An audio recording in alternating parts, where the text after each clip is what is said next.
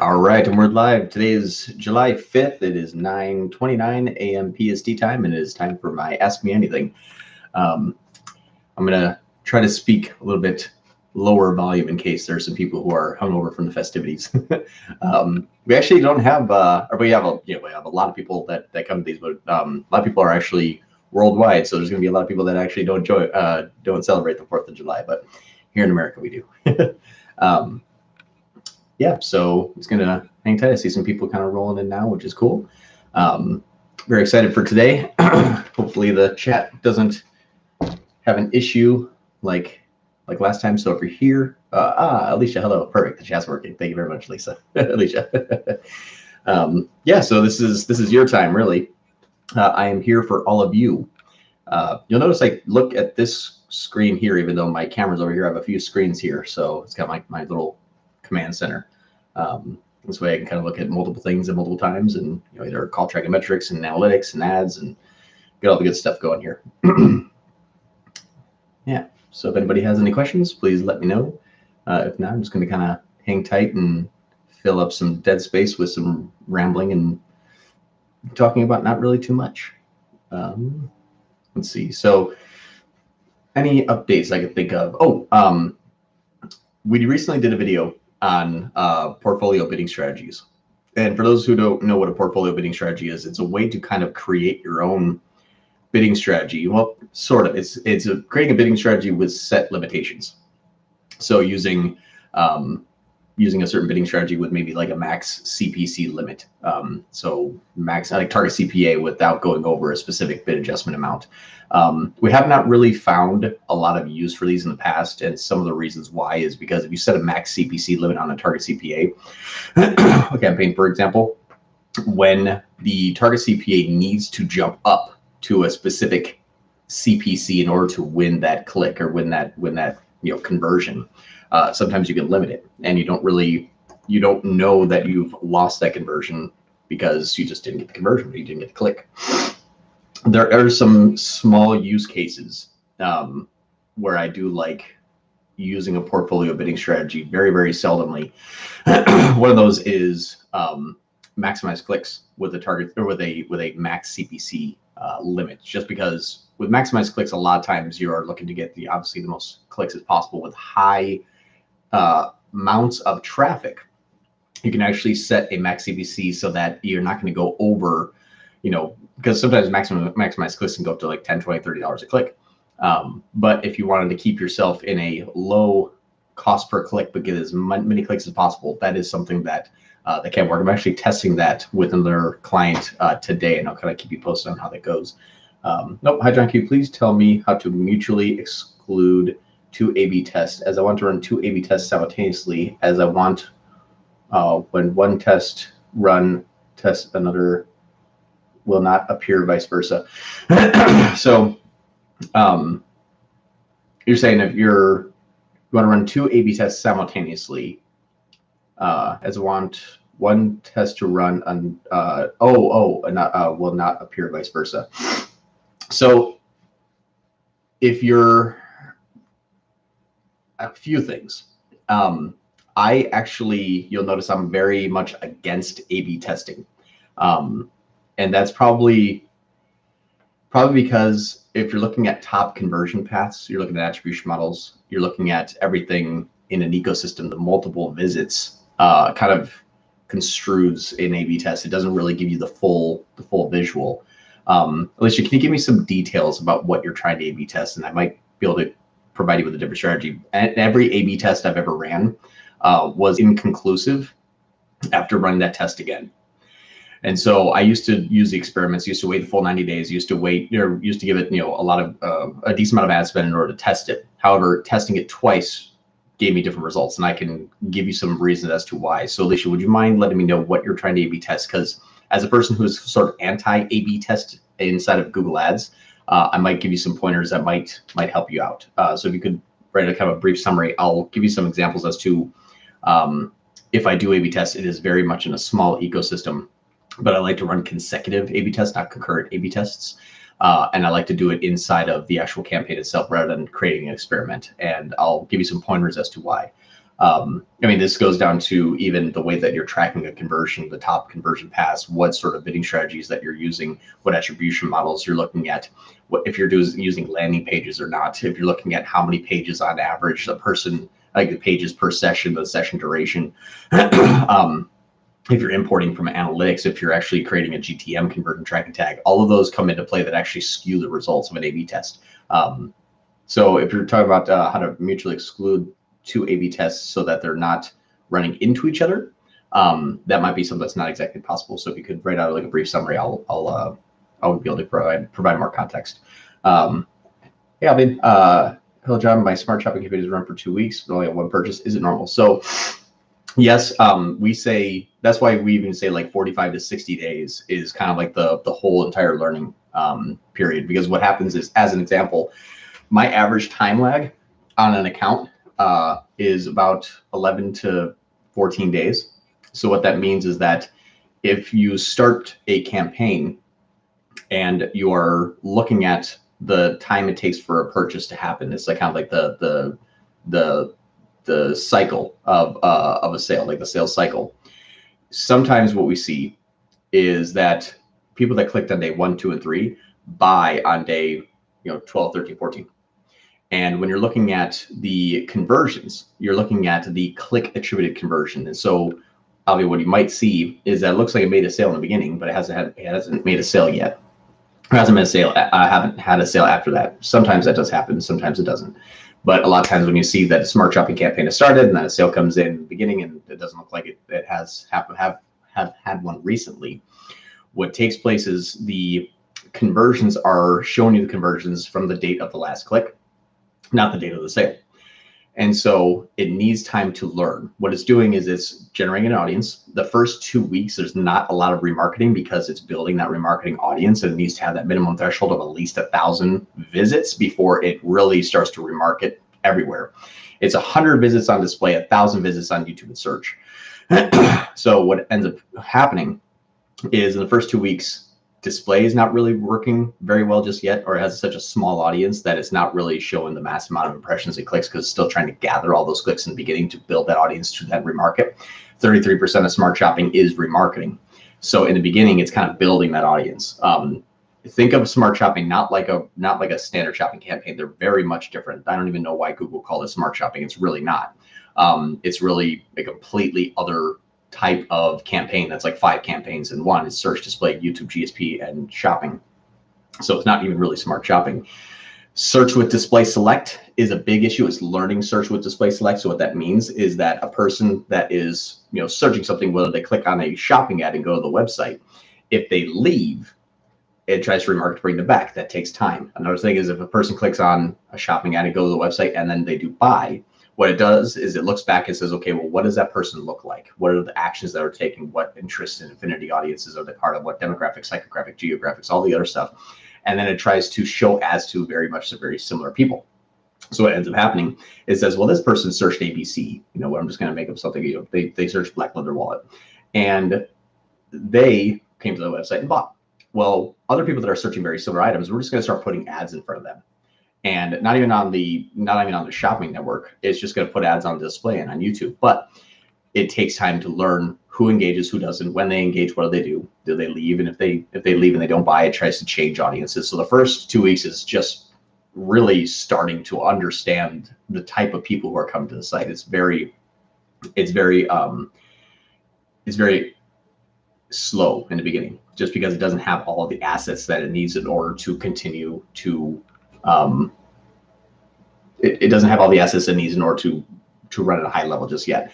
We usually find that our smart shopping campaigns really start to perform after day 30. That's where it starts to have the highest amount of performance. So just one purchase in the first 2 weeks, completely normal. Some things I'd check though, make sure your Google Ads tag isn't having an issue. So go to tools and settings, go to audience manager. Under audience sources on the left-hand side, make sure that there's not an issue, because if there is an issue, it will never get better performance. It's just not building that audience and not remarketing to them. And it's not identifying either the ID or ecom prod ID. So make sure that your Google Ads tag doesn't have any issues. If it doesn't, you should be good to go. Just need to give it some more time. Also make sure that you give it enough daily budget. Giving it enough daily budget is going to be very, very important. If you see that you're spending maybe like $10, $15, $20, it might actually perform at 40, 50, 60 because it's going to capture more audience users faster. It's going to be able to remarket to those audience users at enough remarketing capacity while also capturing new users. And that's the thing. Your daily ad spend is doing two things. It's bringing in new users and then remarketing to all users. And as it's bringing in new users, it's trying to remarket to those new users alongside of the other users that it's been remarketing to for some time. So smaller ads budgets, it kind of has to prioritize, well, do I remarket to this user or do I bring in new users? And depending upon who they believe is going to purchase, is going to prioritize that audience. But in the beginning, it doesn't really have a prioritization because it doesn't know who's going to buy it. It only has one instance of it. So having enough daily ad spend is also important for a smart shopping campaign to run efficiently. If you're at $10, $15, $20, think about bumping it up just because it needs that dual purpose. It's trying to bring new audience members to the site and then remarket to them.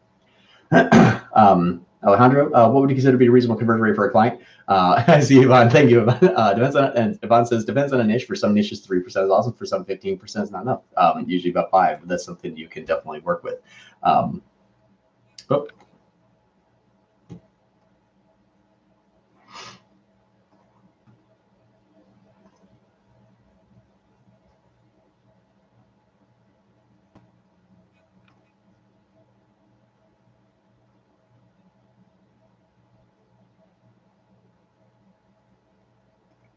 Let's see. Does everyone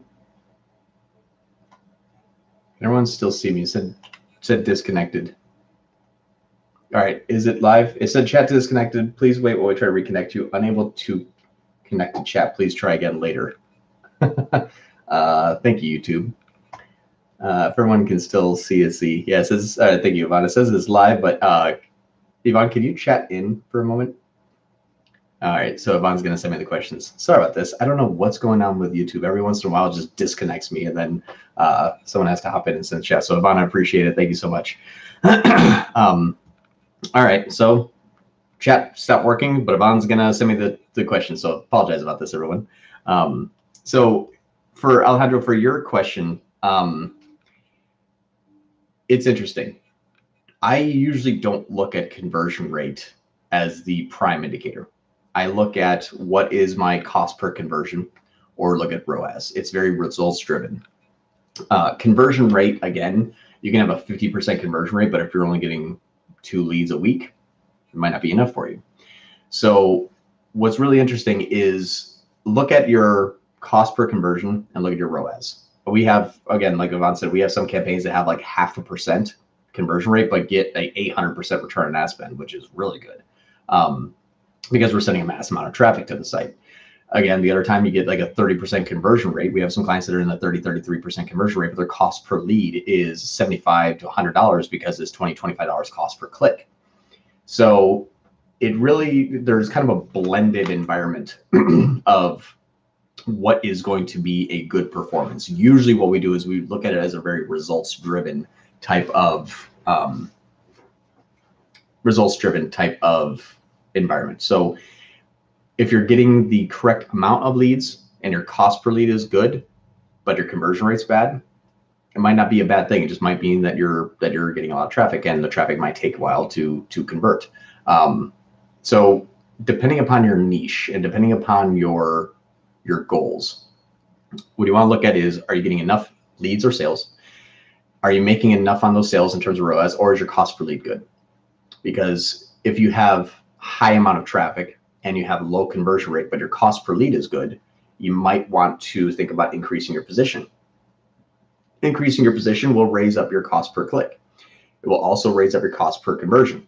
Unless your conversion rate gets better, then your cost per conversion goes down, but you're still the same cost per conversion. Just lead flow will increase. So it really depends on what your specific needs are. And if you're achieving those goals, usually with a bad conversion rate, one of those goals is off. You have good, cost per lead, but since you have a bad conversion rate, you have a low amount of leads. Or you have a good ROAS of sale, but because of slow or low conversion rate, you don't have enough sales. So you have to think about the whole ecosystem. It's not necessarily just conversion rate, because sometimes my 2% are amazing, and sometimes my 15 to 20% are not that great. Just depends on those specific goals. Is it safe to lower a target CPA in a smart shopping campaign? Yes. If you need to lower the CPA goal, the target ROAS, there is no target CPA in a smart shopping campaign. Smart shopping campaign only uses one bidding strategy, and that's maximize conversion value. Then you get to toggle on and off a target ROAS. If you're using a shopping campaign and you're using a target CPA, then yeah, you can absolutely lower that. You're just what's gonna happen is you're probably gonna get an influx of traffic, impressions, and clicks. Make sure you give it enough time, whatever your timeline is, to make sure those conversions are gonna come in. Because if you lower it and you spike in traffic and put those impressions and clicks, your cost per conversion is going to probably shoot up, or your ROAS is going to dip. And that's because we haven't given enough time in order for that to learn that new audience that is coming in, enough time for the timeline to pick up, and then either of them, they convert with either a lead flow or a lead or a sale. So in your smart shopping campaign, specifically if we're talking about target return on ad spend goals, I don't usually instill those until day 60, sometimes day 90, sometimes never at all. So just use that. Understand that any change you make, give it enough time in order to see what it's going to do. Jeb says, John, do you ever duplicate a campaign and test out different bidding strategies to see which one performs better? No. So what will end up happening is the campaign that has better performance will scoop up all the traffic from the other campaign, and the other campaign will simply just die off, even though it may have been the better campaign overall. My A/B tests are consecutive. I test something for a specific amount of time, and then I change it into something else, and I test that for the same specific amount of time, and then I look at the variables. Variables being seasonality. Am I trying to sell a summer product in the summer, and then I change it over to a different bidding strategy, and then I see in the fall or the winter, did it perform better? Most likely not. If you have two of the same campaigns with different bidding strategies, a lot of times actually they'll start to have kind of keyword infighting, and they'll start to fight against each other, and you'll see both performances dip really, really bad. I tried it once, killed a campaign, never do that again.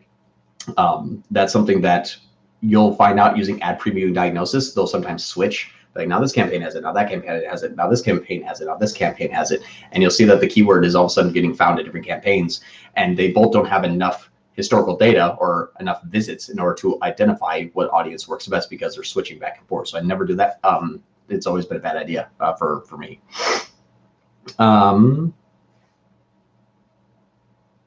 Okay. Next question. When changing bidding strategies from max CPC to max conversions, do we just change the setting within the same campaign? Will our previous data be lost? No. So when you change your bidding strategies from max CPC to maximize conversions, it's going to just continue on the same way it has been, but what you're going to start to see is it's going to start to bid at a higher placement.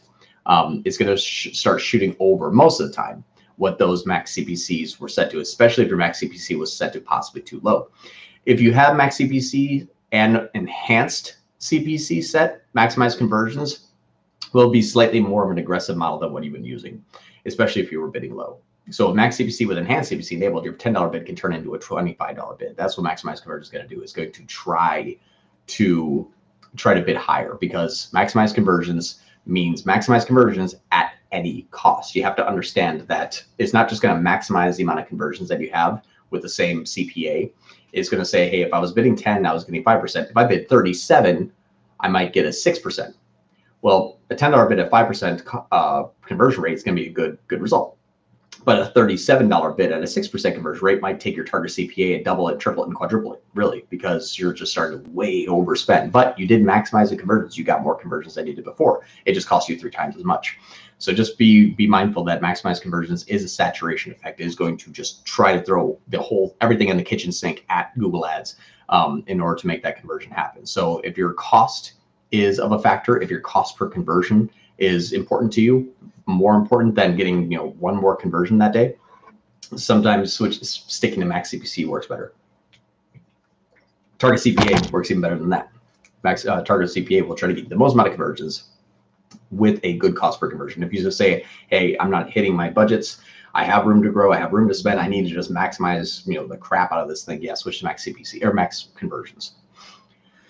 Jan, hi John, I've tried switching from Google Analytics to Google Ads tag on one of the accounts. Now Google Ads is reporting much more conversions than Analytics is. For example, ROAS 3 versus 2.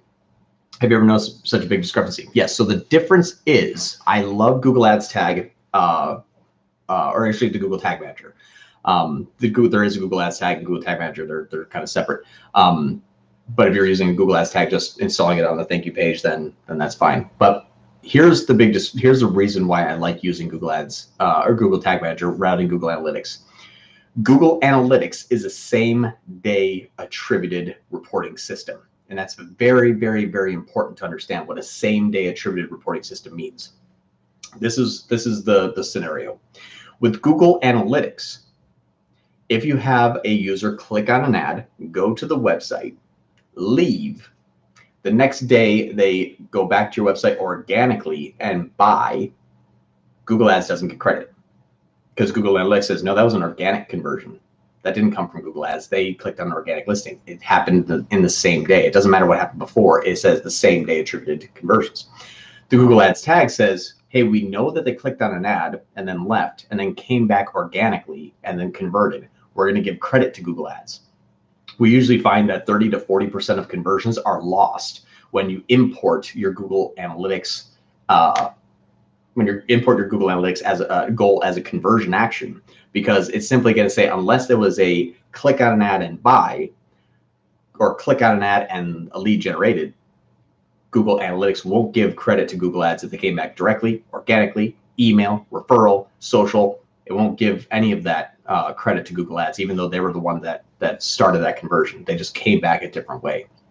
So yeah, you'll see a big discrepancy in Google Ads tag versus Google Analytics because of that reason. So I always use that because I want to give as much credit to Google Ads as possible, because they are the one that did earn that click. I did spend that money. I deserve that credit. So that's how I look at that. Now, if you're looking at omni-channel, this is where it gets a little bit, you can get a little bit too aggressive. So what it means is that if you're sending a whole bunch of traffic to your website on Facebook, and you're also doing, let's say, just remarketing on Google Ads, and you're using the Google Tag Manager conversion action, the Google Tag Conversion, you're going to see duplicate transactions.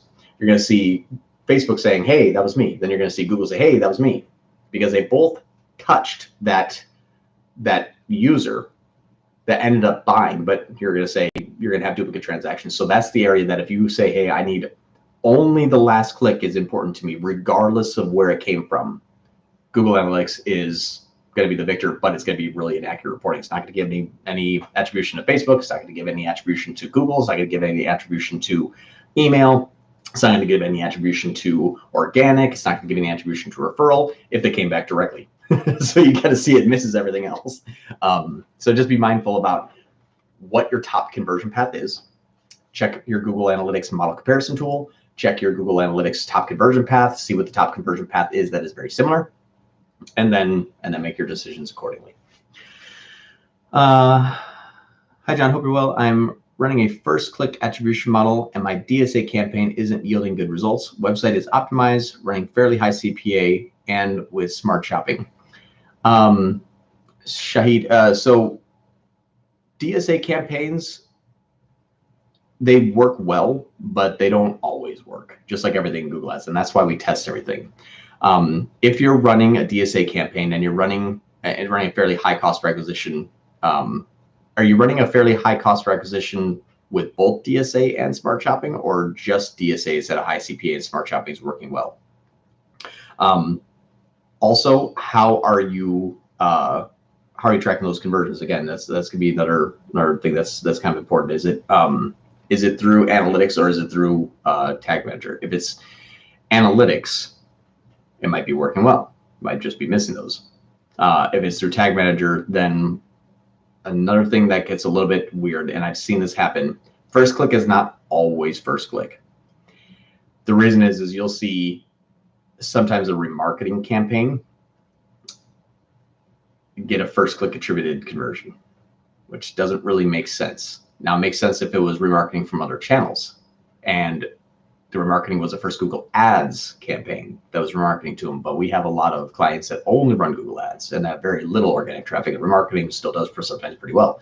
So imagine first click is not always first click, just because if a user changes devices, locations, IP addresses, Wi-Fi connections, sometimes it's not always first click. So just be mindful of Google's not always going to be 100% accurate. But I would say, Shahid, check the Google Ads model comparison tool.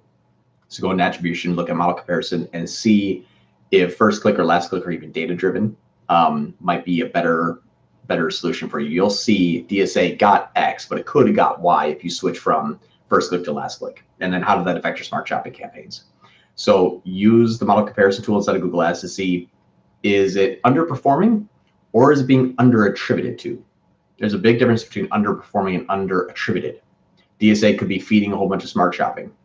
Time like 16 days, they've lost, or even time like 36 days, and you're not counting your click-through conversion out to day 90. You might be only counting your click-through conversions to day 30, and you're missing those conversions that are happening. We do have campaigns that 50% of their conversion value happens after day 31. You'll see day 30 to 60, day 60 to 90 have double the amount of sales because it's a slow sales cycle. So look at everything first. Just because it doesn't seem like it's performing doesn't mean it's not necessarily performing. It could just have a different campaign stealing its attribution because Google lost its first click attribution, and the next first click it saw was through smart shopping, and that was in remarketing. So just be mindful about that. Use the model comparison tool first and just see, is it actually underperforming? And if it is, then change your bidding strategy, look at negative keywords, look at search terms, because you might have some searches in your DSA campaign that are just bad. And if they look clean and they look good, might be that it's under attributing, but if not, your smart shopping just might be a better campaign. That's not uncommon at all. That happens very, very frequently. We launch everything, we just start hacking off campaigns to see which one performs the best and then just maximize that campaign. So just let me know if that works there. I'm gonna see it. That was the last of the questions. Chat up on here real quick to see if there's any other questions. I don't know why my chat went away. Oh, there it is. Perfect. Thank you, Owen. All right. More conversion value. Yep. Okay. So yes, Shahid says yes, both smart shopping and DSA through Tag Manager. Awesome. Yeah, I would say check the model comparison tool first. Just make sure it's not under attributed. Jan, we feel that analytics is already reporting about 10% more conversions than what we actually sell from all channels, not just Google. Since the change to Google Ads report, even though more conversions than previously, what Google Ads reporting less, since the change between ads and analytics is this big, I'm not even sure if the campaign is profitable or not. I thought about 10 to 20% is normal, but I've never seen over 50. So check your, Jan, check your actual sales inside of your CMS. Like if you're using Shopify as an example, and analytics is off and tag manager is off, what's most likely happening is that people that are coming back and visiting your thank you page, because that might have their tracking information, is popping up another sale. So what we see sometimes happening, and this is going to take a web developer. I can't tell you the answer to this because the web developer has to, if it's in analytics and ads, if it's in analytics and tag manager, if it was just analytics or just tag manager, the convert track code, you can place a code in there that usually fires, but that's only going to be helpful for tag manager. It doesn't help analytics. So I don't exactly know. A lot of our clients work with a web developer that says, oh, I know how to fix this. But what most likely happens is a person clicks the thank you or clicks the buy now. They go to the thank you page and it says, hey, thank you for your order. It sends a conversion action into Google Ads or analytics. So it sends an event. It says this is what took place at this value. And then they go back to that page. And since you're tracking every conversion instead of one conversion, it resends that same conversion action back into Google Ads and back into analytics. And if they visited 2, 3, 4, 5, 6 times, you're going to see multiple transactions. A really great way to see if this is actually happening is go into your analytics account, go in your conversions, and look to see if any of your, look at your transactions. And you can search at the top if you can't find this. But look at your transactions. If you have a transaction ID like 1, 2, 3, 4 that has 3 uniques, or one unique and 3 purchases, that will show you that one transaction was counted multiple times. So if you see that transaction being counted multiple times in analytics, you're going to have the same issue with Google Tag Manager. Only Tag Manager is going to look at all of those transactions regardless of how they came back. So it's going to report more, but it'll report more, which is good, but it's going to also report more duplicates, which is bad. So look in your analytics and see if your transaction ID that should be unique has more than one purchase. If that is the case, find a good web developer. I forget the code. I apologize. I'm not a good web developer at all. But that is, there's a code that you can enter in there that will, in the thank you page, that will only send one instance of that transaction ID back to Google Ads and back to analytics.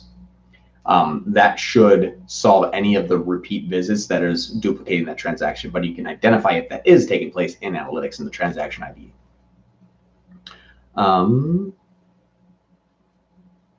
Awesome. See if anything else has.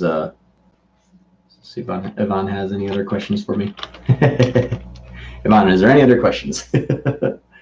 I know Ivan's slammed to the wall, so he's doing as best he can. I appreciate it, Ivan. Thank you so much.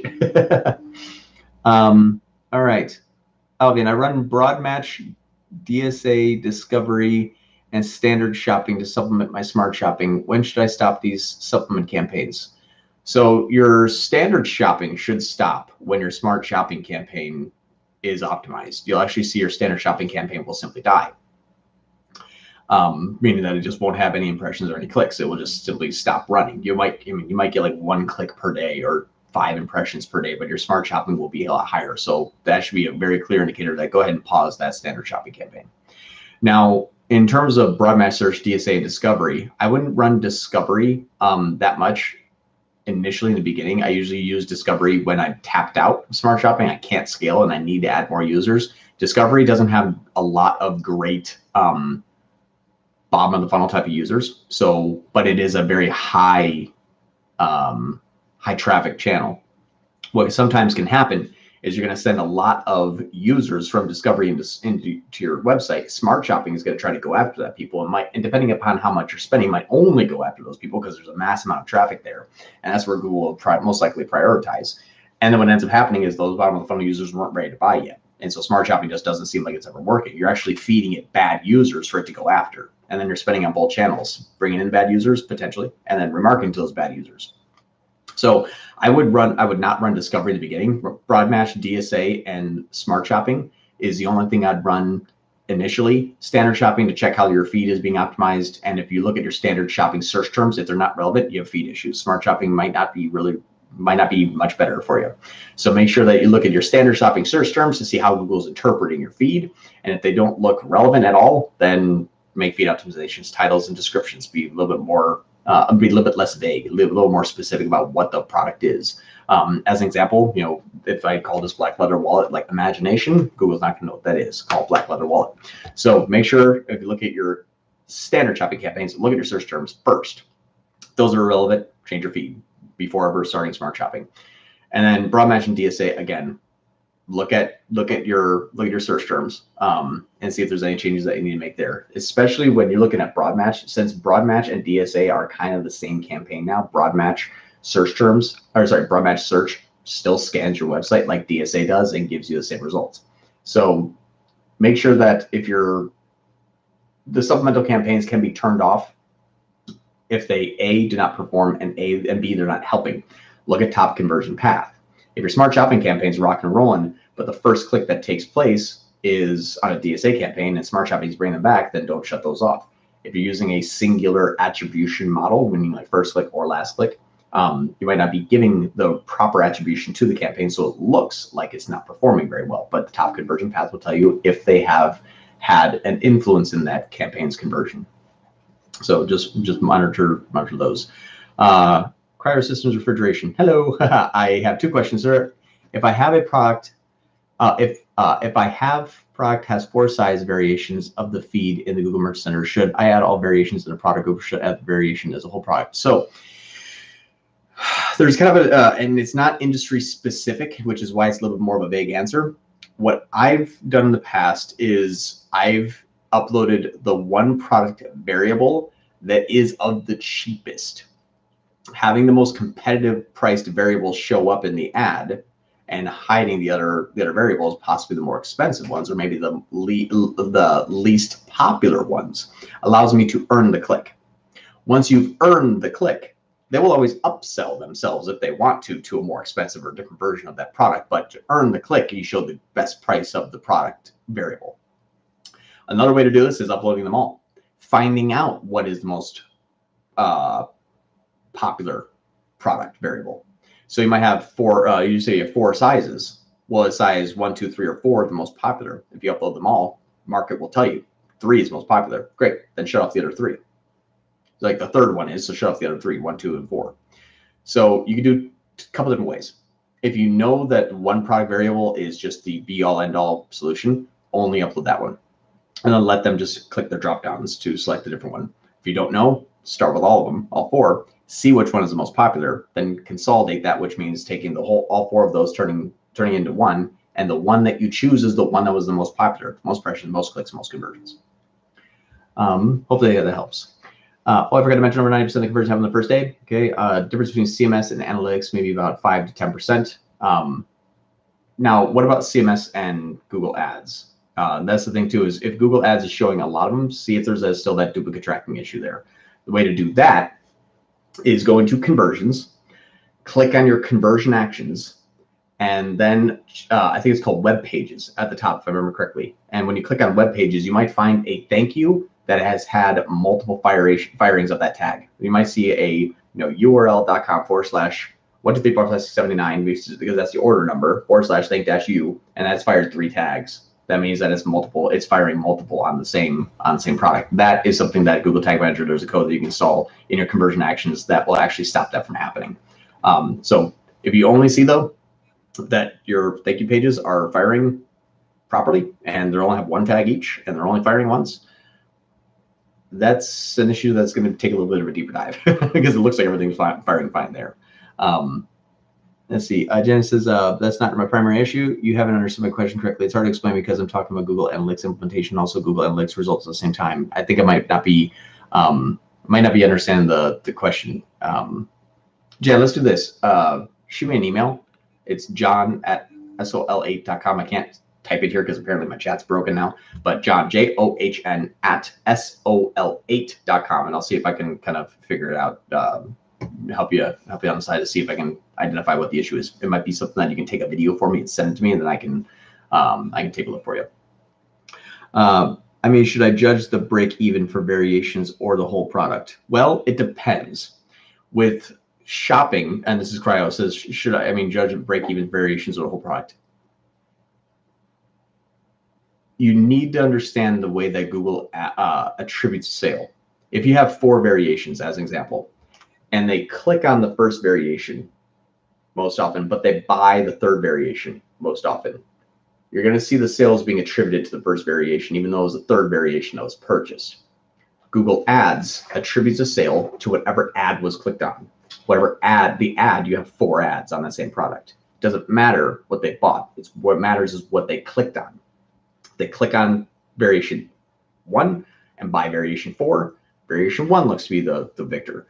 But if they click on variation 1 and buy variation 1, then variation 1 is a victor. Now, when you're looking at, I would not run unless all 4 variations are profitable with a high ROAS, don't run all 4. Find out what is the most popular one first, then turn off the other ones, and then leave that one product variable on, and then judge that product's performance. If the product, if all 4 variables are having a crazy amount of ad spend and no sales, then that is not a good product. Turn that product off. But if you run all 4 and all 4 are profitable, great, keep running all 4. But if you run all 4 and only one is profitable, make sure that's the actual variable that's actually making the sales, then shut the other 3 off. So you have to understand the way that Google attributes its sale to a product isn't what was actually sold. It just meant that that was the ad that was used to be clicked on when it sold a product. Another thing that gets even crazier is that variable 1 may have been clicked on, and that product may not even have purchased. All 4 variables weren't purchased. They bought something else. Product 1 wins. Still, it gets that sale. Even though, and then a surefire way to find out what is happening. Let's say these 4 product variables are all $200, and they click on this, and then all of a sudden you see a $50 sale come in. They didn't buy that product. They bought something else, but they use that ad to get to your site. It's not a very clear cut and dry answer. You need to do a lot of deep dive investigations and find out where the clicks are coming from, how many sales of that product. I have a video on our YouTube channel that shows if you're actually making the sales from where your Google Ads shopping products report is showing where those sales are coming from. And you can cross-reference that to your analytics, e-commerce, product performance, overlay a campaign ID, and then see if that campaign ID matches your Google Ads. So I have a video on that. I would definitely recommend checking that out because that's going to help you identify, am I looking at something wrong, or is what I think is actually happening? And if it is, then you can make sure that you're only showing that one product variable. Smart shopping campaigns in my account shows 30 conversions on an average from the last 2 months. Conversions are not increasing. Can you guide, please? Well, that's a if you're showing 30 conversions, so it's about a sale every other day. What I would do is make sure you don't have a ROAS goal. You don't have any products that are spending too much of your daily ad spend. So after 60 days, look into your products tab, sort by cost. Sorting by cost will show you what you're spending the most amount of money on, descending. So sort by cost, descending, and see if there's a lot of ad spend being given to a product that has very low ROAS, very low sales. Just turn those products off because that will reattribute your ad spend to the products that are selling. Just because there's a product that is very popular doesn't mean it's a product that sells the most, but that means that's where the majority of your ad spend is going. You don't have enough ad spend left over for the other products. If you have 6,000 products and you have a $30 a day ad spend, you're not spending enough at all. You're going to need to wait a year before you find out what really works. Honestly, it takes that long because you have 6,000 SKUs to test. So if you have 30 conversions in the last 2 months, depending on level of SKUs, over 200 SKUs, spend $200, $300 a day at least, at a minimum, and then give that enough time. Give it full 90 days. Also check to see what products are spending the most without those low sales. I can't tell how many times I've hopped into campaign. There's 10 products that are eating up 80% of the ad spend, but the first 2 aren't selling and the other 8 are. Turn those products off. So there's a first area that I would check. Google Ads is weird. Yeah, Google Ads is very weird. When you understand the whole ecosystem, you're like, holy crap, none of this stuff makes sense. When scaling, I can't copy the smart shopping campaign due to thousands of products. Google is crashing. So I can only create new with no data in it. Should it then be standard or smart? If you want to copy a smart shopping campaign, it's going to start off blank anyway. It's not going to copy the results. It's just going to copy the setup. So if you just create a new campaign with the same setup, you're good to go. You've answered mostly with the last explanation. I'll see if it answers it completely. I'll have to go back and listen to it again. Thanks. I've checked all the tags and conversion action shows 1, so I guess that isn't the issue. Yeah, that's what's interesting. If you're seeing that the tags all show as 1 in your Google Ads and it's 50% over what your website says that you're making, what I would do is look at conversions by conversion time. They chatted again. As discussed earlier, analytics reports more than CMS, but Google Ads reports even more than analytics. So I'm really lost on. Yeah. So here's what I would do is look at conversion by conversion time in your analytics or in your Google Ads. And here's a good way to do this. Go day by day. When you look at your Google Ads account, give your column or add more columns to your column list. Add the columns conversions by conversion time and conversion value by conversion time. And what that will show you is how many sales were made that day. Make sure you don't look at it on the same day. Go back at least 2 days. Very important. Google sometimes can take 26 hours to attribute a sale into your ads account, which means you might see a sale and Google Ads doesn't see a sale yet. But 26 hours later, okay, now they match up. So go back 2 days. If it's the 5th, go back at least the 2nd, maybe the 3rd, as an example. So here's what I would do, Jen. Look at conversions and conversion value by conversion time. They're different columns in your conversion and conversion value. There's conversion and conversion value by conversion time. Give yourself those 2 columns. Then look at July 1st. What does that number say? What does your CMS say? Look at July 2nd. What does that say? What does your CMS say? July 3rd, look at what Google Ads says and look at what your CMS says. If those don't match up, there's some tracking issue going on. Somehow the conversions are being miscounted. Or they're being counted incorrectly. So just make sure that those match up. So try that first and let's meet back next week and then let me know how that goes. Because I don't think I have like about 1 minute left. Derek says, thanks. Derek, if I create 3 smart shopping campaigns with different ROAS, 100%, 230%, all campaigns have the same number of products. Which one will perform better? None. Sorry. You can't have a smart shopping campaign compete against and stuff like that. It just won't work. And actually what will end up really hurting is it won't try to remarket very well, because you're going to have campaigns that are using different goals. So all this means is that your ROAS of 100% campaign either is going to be the only thing that runs, or all three are not really going to run. I've tried this. I've tried to essentially outsmart the algorithm. Even splitting up those products hurt. And here's one of the issues is because if Google doesn't know what a person is going to convert, and I mean, unless you're, I still don't think this is a good idea, so don't take this as an okay. But if you have one campaign that's getting 1,000 ROAS, and you need to increase the return on ad spend, and you're not going to do that by your ROAS goal or by your daily budget, and you want to just separate them out by different products. Then don't give them all the same products. All that's going to happen is one's going to run, the other two are not, and the one may not run as efficiently because sometimes the other two steal the clicks and then stop remarketing because it didn't think it was going to be good. It's not just going to jump over to the 100% ROAS. I'll give you a good example. Google thinks, hey, John Moran's going to buy this product. It's in the 300% ROAS campaign. John Moran clicks, and then he goes to the website, and then he bounces. And it says, well, that didn't work. Let's not remarket to John anymore. The 100% ROAS campaign is going to say, like, I'll take him. It's just not going to jump campaign. So it's just going to stop remarketing me, even though I might have bought, in the next 3 or 4 days. They don't share audiences very well at all. Conversion value by time is even higher than just conversion value. Yeah. Well, if it's conversion value by conversion time is always going to be higher than conversion value, because conversion value, depending on the date range, is going to attribute it to the click, and the click you might not be looking at your date range, which means in the last 7 days, conversion value by time is going to show you the conversions that happened in the last 7 days. Conversion value is only going to show if the click happened in the last 7 days and a purchase. But if the click happened before the 7 days, it won't show up in conversion value.